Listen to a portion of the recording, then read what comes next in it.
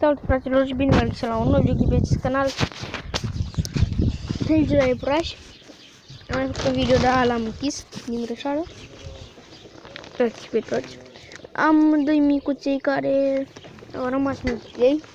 Mama lor cred că nu prea le dă lapte.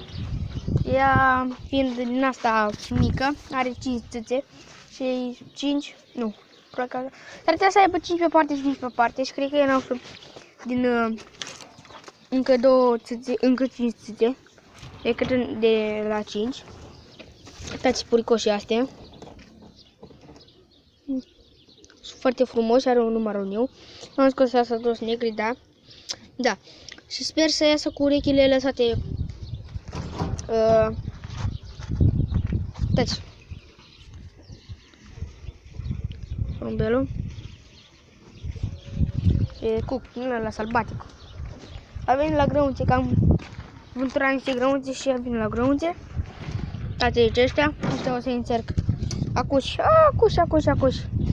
Fetițele mele o să fie singuri ele.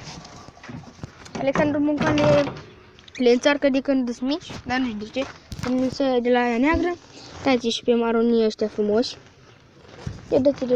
Văd că iepurașele astea cu pui au slăbit foarte tare. Și pufoasa și asta au slăbit. Asta văd că a dat și ea de gușă și a făcut și ea gușă. Uitați. Ia tot slăbuțe, eu o să le dau niște tăini. Pentru că vreau să le dau la iepură iarăși. Uitați. Bun. După cum spunem aici, asta nu știu ce să fac, să dau la iepuroi. Eu cred că îl dau acum la iepuroi. Vă dezmonta. Nu știu. Strângem suma de 10-20 de like-uri. Sau 10-15 like-uri și vă promit eu că facem o montă. Bun, asta nu știu ce-i cu ea, dar văd că încă n-a fătat, are un burtan cum avea și data trecută. Și cred că are vreo 9 sau tot 10 cum a avut data trecută, dar e murit.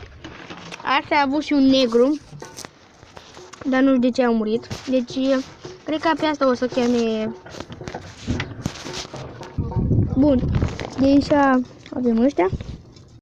Bun, de aici avem ăștia. Ăștia au rămas încă mitei, nu știu de ce. Pe asta se cheamă turturica. Dați. Nu știu de ce sunt așa de mici. Adică măsa n-au lapte. N-are lapte. Uite, o să vreau să mut o pereche de porumbei. Aici cuib. Nu știu, cu aia vă vreau să montez cu asta. Da? Și aici avem și noi griuții ăștia. Frumos ăștia. Dacă vă întrebați de ce vorbesc așa, în YouTube, uitați.